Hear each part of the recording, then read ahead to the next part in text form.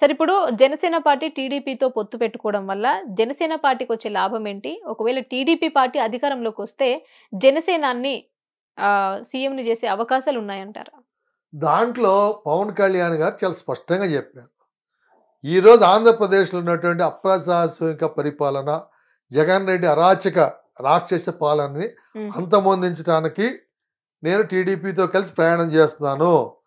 టీడీపీని నాతో ఉన్న వాళ్ళు ఎవరు టీడీపీని విమర్శించడానికి వీల్లేదని చెప్పాడు. అదేవిధంగా చంద్రబాబు నాయుడు గారు కూడా జనసేనతో కలిసి ప్రయాణం చేస్తున్నామంటే జనసేన గురించి కానీ పవన్ కళ్యాణ్ గురించి ఎవరు విమర్శించడానికి లేదని ఈయన చెప్పాడు.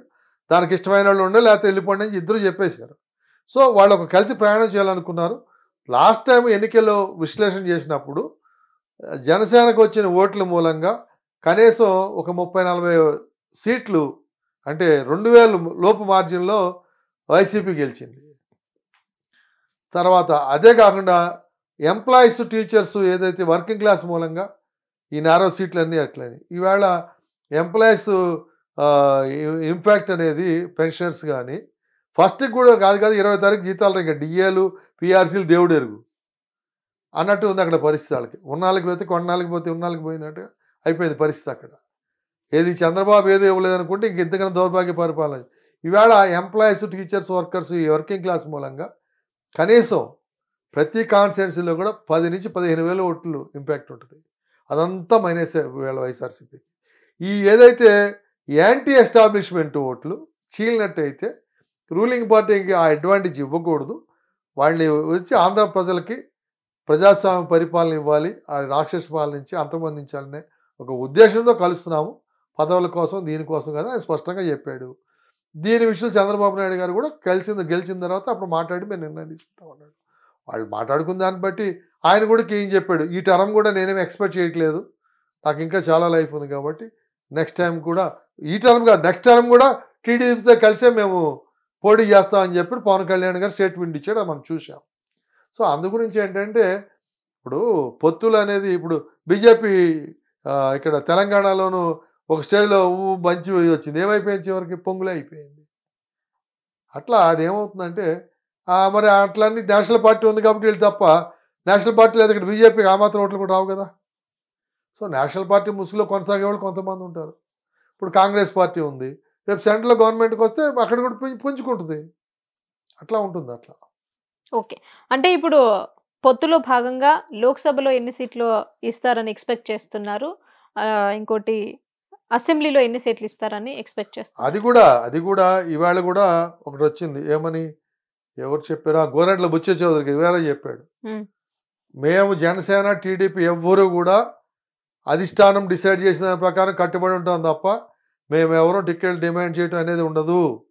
వాళ్ళు ఎవరు గెలుపు గుర్రాలు అనేది నిర్ణయించి ఏ పార్టీ తరపునైనా కానీ నిలబెడతారు తప్ప జనసేనకి ఇవ్వాలని చెప్పి వీక్ క్యాండిడేట్కి ఇచ్చి అవతల గెలిచే పరిస్థితి చేయము అనేది స్పష్టంగా చెప్తున్నారు వాళ్ళు. అందు గురించి ఏంటంటే అభ్యర్థులను బట్టి డిసైడ్ అవుతారు. మరి కనీసం కాన్స్టిట్యున్సీలో ముక్కు మొహం తెలియని నిలబెట్టి చూస్తూ అవతలను గెలిపించే పరిస్థితి చేయరు కదా ఏ పార్టీ అయినా కానీ. అన్నీ వాళ్ళు చూసుకుంటారు దాన్ని బట్టి. ఇప్పుడు ఒక రకంగా చెప్పాలంటే లాస్ట్ టైము అసెంబ్లీ ఎలక్షన్స్లో 40% టీడీపీకి వస్తే 7% జనసేనకు వచ్చినాయి. సరే ఈయనకి పెరిగిన ఆడికి పోయినా కానీ రేషియో అదే ఉంటుంది కదా. దానికి తగ్గట్టుగా ఎవరు బలమైన క్యాండిడేట్లు అనేది దాని దగ్గర ఇప్పుడు అనేక సర్వేలు రిపోర్ట్లు కూడా వచ్చినాయి. జనసేన ఎక్కడ బలంగా ఉంది, ఏది ఎక్కడ బలంగా ఉంది అన్నీ చూసుకుంటారు, పారామీటర్స్ చూసుకుని. అవన్నీ చేసినప్పటికి కూడా పారలాక్స్ 5% పొరపాటు జరుగుతూనే ఉంటాయి. దాన్ని ఎవడు తప్పించలేడు. అది ఓకే, పొలిటికల్ కంపల్షన్స్, ఆబ్లిగేషన్స్ ఇంక వేరే రకంగా కొన్ని చేయాల్సి వస్తుంటాయి అంతే తప్ప అది పెద్ద సబ్జెక్ట్. ఇప్పుడు మనం ఒక పాలసీ సిద్ధాంతంగా మనం ఒకటి అనుకుంటాం, వాడిని ఓడించాలి అన్నప్పుడు మనం తగదా పడితే వాడిని ఎలా ఓడిస్తాం? మన ఇద్దరు రాజీ పడితేనే కదా. ఆ పాలనలో పోతున్నారు ఇప్పుడు జనసేన టీడీపీ అనేది స్పష్టంగా కనబడతా ఉంది. ఇప్పుడు అంగన్వాడీ కార్యకర్తలు ఎప్పటి నుంచో నిరసన వ్యక్తం చేస్తున్నారు, మాకు జీతాలు పెంచాలి, మా ఉద్యోగాలు పర్మనెంట్ చేయాలి అనేసి రోడ్ల మీద నిరసన వ్యక్తం చేస్తున్న వాళ్ళ మీద ఎస్మా ప్రయోగించడం మీరు ఎలా చూస్తున్నారు దాన్ని? అంగన్వాడీ మీద ఇవాళ ఎస్మా అంటున్నారు. అసలు చెలో విజయవాడ పెడితే పిఆర్సీకి అది ఎక్కడికెక్కడ రైల్వే స్టేషన్ల దగ్గర నిర్బంధాలు పెట్టి ర్యాలీకి కాకుండా నిర్బంధిస్తే పాములు పుట్టలాగా వచ్చారు. నాకు తెలిసి 40-50 ఏళ్ల ఉద్యోగుల సాక్షిలో విజయవాడలో జరిగిన ర్యాలీ నేను ఎప్పుడు చూడలా. ఓకే. ఎన్టీఆర్ మీటింగ్ కూడా అంత ర్యాలీ జరగలేదేమో. చీమల పుట్టలాగా వచ్చేసారు అరగంటలో. మొత్తం ఏలూరు నుంచి మొదలుపెట్టి ఇది మన రామార్పాడు అక్కడి నుంచి అటు మార్కెట్ ఒకటి ఉంది అక్కడ, ఫ్రూట్ మార్కెట్, అక్కడ వరకు అది ఏది 10 లైన్స్ రోడ్, అది బైపాస్ రోడ్లా కట్టింది. అంత పెద్ద రోడ్డు చీమల పుట్టలాగా చూడటానికి అసలు మేమైతే ఆశ్చర్యపోయాం. మేము ఢిల్లీలో 91లో చెలో పార్లమెంట్ పెట్టాం ప్రైవేటేషన్కి. అప్పుడు కూడా ఇంత జనం కనపడలేదు నాకు. అంత పెద్ద ర్యాలీ అది ఆంధ్రప్రదేశ్ హిస్టరీలో. నాకు ఆంధ్రప్రదేశ్ కాదు, దేశం మొత్తంలోనే ఉద్యోగులకు సంబంధించి అదే పెద్ద ర్యాలీ అయ్యి ఉంటుంది. ఓకే సార్, ఇప్పుడు కాంగ్రెస్ పార్టీలో షర్మిల గారు తన పార్టీని విలీనం చేస్తారు. దీన్ని ఎలా చూస్తున్నారు? ఇప్పుడు వాళ్ళ క్యాడర్ పరిస్థితి ఏంటి? కాంగ్రెస్ పార్టీ రాజశేఖర్ చనిపోయిన తర్వాత వాళ్ళ కుటుంబాన్ని మళ్ళీ అది జగన్మోహన్ రెడ్డి విషయంలో కానీ సరిగా పట్టించుకోలేదని దాంతో అసంతృప్తి బయటకు వచ్చామని వాళ్ళు చెప్పారు. ఇవాళ జగన్మోహన్ రెడ్డి ముఖ్యమంత్రి అయ్యేదాకా అదే లైన్లో ఉన్నారు. ముఖ్యమంత్రి అయిన తర్వాత మరి జగన్మోహన్ రెడ్డి గారు తల్లిని చెల్లిని ఏ రకంగా చూశారో చూసిన తర్వాత వాళ్ళు వేరేగా వచ్చారు. ఇక్కడ పెట్టుకున్న తర్వాత ఆమె మళ్ళా కాంగ్రెస్ పార్టీలో వాళ్ళ నాన్నగారికి ఇచ్చిన ప్రాతినిధ్యం అట్లాంటి ప్రాతినిధ్యం ఆమెకు కూడా ఇస్తామని వాళ్ళు ప్రామిస్ చేస్తే ఆమె కూడా ఏం చెప్తుంది, సొంత ఇంటికి పోయినట్టుగా అనిపించింది దాకా అని చెప్పింది. రాజశేఖర రెడ్డి గారు కూడా ఇప్పుడు ఆయన బయటకు పోవాలంటే ఎప్పుడో పోవచ్చు. ఆయన కాంగ్రెస్ వర్గాల్లో అసలు వీళ్ళు ఏం చేశారు? జగన్మోహన్ రెడ్డి ఏం పే చేశాడు, షర్మిల ఏం పే చేసింది కాంగ్రెస్ పార్టీలో? వాళ్ళు అసలు చెప్పాలంటే కిడ్స్. అంటే ఇప్పుడు ఇంతకు ముందు ఏమన్నారు అని అంటే కాంగ్రెస్ పార్టీ వల్ల రాజశేఖర్ రెడ్డి గారు ఇబ్బంది పడ్డారు, వాళ్ళ రాజశేఖర రెడ్డి గారిని మోసం చేసింది కూడా కాంగ్రెస్ పార్టీయే, కాంగ్రెస్ పార్టీ వల్ల జనసేన పార్టీ ఇబ్బంది పడింది అనేసి ఆమె అక్కడ ప్రచారం చేస్తారు, ఇక్కడ ఆంధ్రాలో కూడా ప్రచారం చేయడం జరిగింది. మరి అలాంటి కాంగ్రెస్ పార్టీ వాళ్ళ నాన్నని మోసం చేసినటువంటి కాంగ్రెస్ పార్టీలోకి షర్మిల గారు ఇప్పుడు తన పార్టీని విలీనం చేశారు.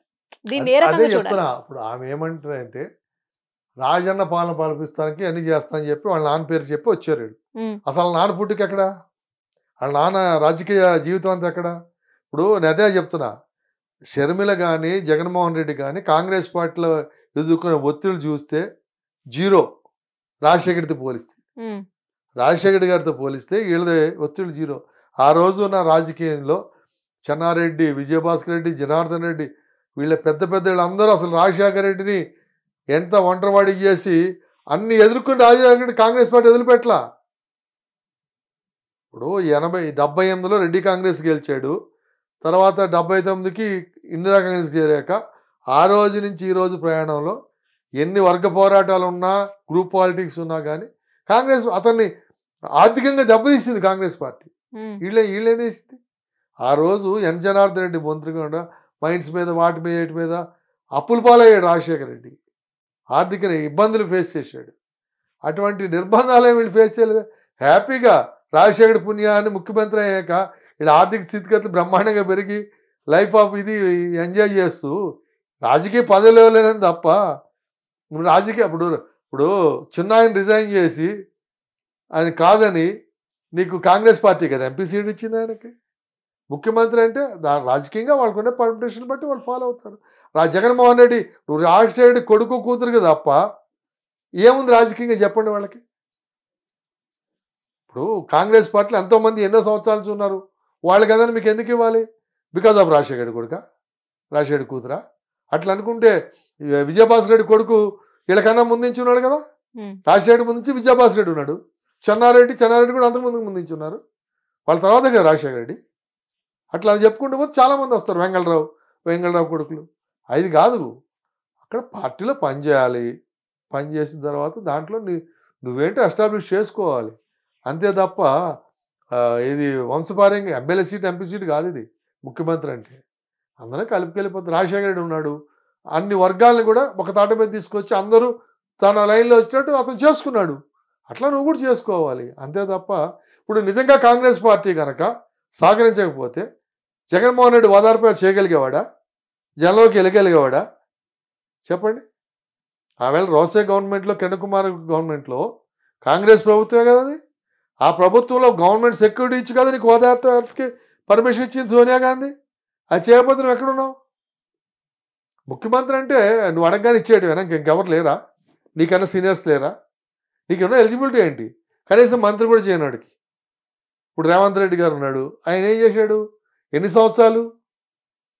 ముందు జడ్పీటీసీ, ఎమ్మెల్సీ, 2 సార్లు ఎమ్మెల్యే, ఎంపీ, ఎన్ని సంవత్సరాలు? దాదాపు 20 సంవత్సరాలు, 25 సంవత్సరాలు ప్రస్థానం అయినాక ఇప్పుడు అవకాశం వచ్చింది అతనికి. కష్టపడి తిరిగాడు కాబట్టి. అట్లా నువ్వు తిరిగితే నీకు వచ్చేది. కాంగ్రెస్ పార్టీలో ఆ చరిష్మాస్ తిరుగుంటే ఈవేళ పరిస్థితి అతనికే వచ్చేదేమో. అంతే కదా. ఈవేళ నీకు వైసీపీ ఎక్కడండి నీ ఓటు బ్యాంకు? ఏ పార్టీది అది? కాంగ్రెస్ పార్టీ ఓటు బ్యాంక్ అది ఉంది. ఇవాళ పల్లెల్లో, ఆంధ్ర పల్లెల్లో పోయి చూడండి, వైసీపీ కార్యకర్త ప్రతి ఓడు కాంగ్రెస్ వాడే. గతంలో కాంగ్రెస్ పార్టీ ఉన్న వాళ్ళు ఇటు ర్యాలీ అయ్యారు. ఎందుకు? ఆంధ్ర తెలంగాణ వచ్చిందని ఆంధ్ర ప్రాంతం అంతా సోనియా గాంధీ మాకు అన్యాయం చేసిన ఫీలింగ్ తోటి కాంగ్రెస్ పార్టీ వాళ్ళు, టీడీపీకి యాంటీ ఉన్న వాళ్ళంతా వైసీపీకి షిఫ్ట్ అయ్యారు. ఇప్పుడు నువ్వు వీక్ అవుతావు అంటే ఇక్కడ ఎవడు ఉండడు. ఇప్పుడు కేసీఆర్ ఏంటి? కాంగ్రెస్ నుంచి టీడీపీ నుంచి వెళ్ళిన వాళ్ళు తప్ప ఆయన సొంతంగా అక్కడి నుంచి పుట్టుకొచ్చారా? ఇవాళ 39 మంది ఎమ్మెల్యేలో కేసీఆర్ దగ్గర నుంచి, కేటీఆర్, హరీష్ రావు దగ్గర నుంచి వీళ్ళంతా ఐదరు కాంగ్రెస్ ఆ టీడీపీ నుంచి వచ్చిన వాళ్ళే కదా. ఎవరు ఈటెల రాజేంద్ర లాంటి వాళ్ళు ఒకళ్ళిద్దరు తప్ప కొత్తగా వచ్చిన వాళ్ళు. అట్లానే పాలిటిషన్లో రకరకాల మార్పులు జరుగుతూ ఉంటాయి. అంతేగాని వాపుని చూసి బల్బ్ అనుకుంటే ఎట్లా అవుతుంది? అది కరెక్ట్ కాదు. ఓకే.